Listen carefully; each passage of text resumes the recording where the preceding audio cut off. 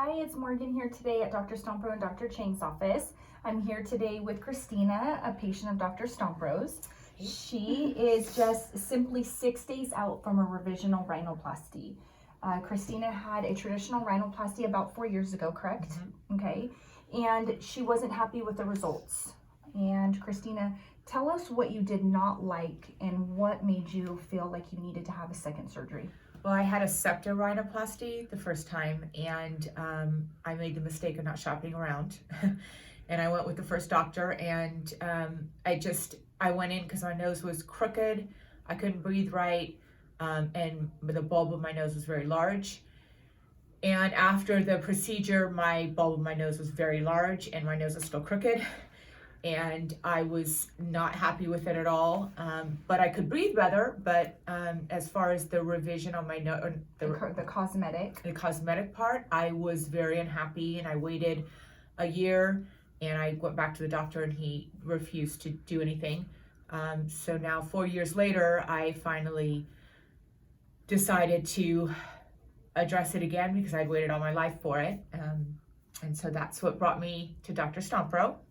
And tell everyone how you found Dr. Stompro. I think it's amazing. Well, my husband had said, you should really just go see Dr. Stompro. And he reminded me that over 20 years ago, my husband was at a bar and got hit with a bottle on his ear, and his ear was literally hanging off.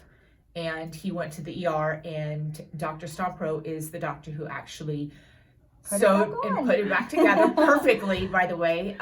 And my husband didn't have insurance, and Dr. Stompro did it pro bono for free.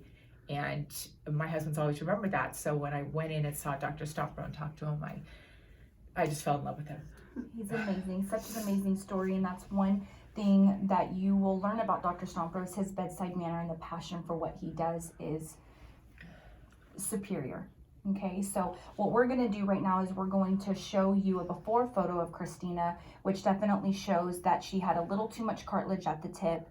The center of the nose was a little bit off, making it look crooked on the front view. So as you can see, the nostrils were asymmetric and the nose curved a little bit to the left. Okay, I'm going to show you a different image. And if you look a little bit up closer, you can see a better view that she had too much cartilage at the tip. Each nostril was different in size and height. And looking at the worm's eye view, it definitely gives you a picture of the asymmetry, okay? So as you can see, here she is now. Some bruising, normal at 6 days post-op. Obviously, she has some swelling here at the glabellar area. She has some swelling on the sides of the bridge of the nose as well as the tip. The tip is the last thing to reduce in size because obviously swelling and gravity, okay? But other than that, the asymmetry in the cheeks, the eyes are not swollen. The eyes are a little bit red, but that's normal. That's from crying. Of happy tears. Emotional happy tears. And Christine, go ahead and face me.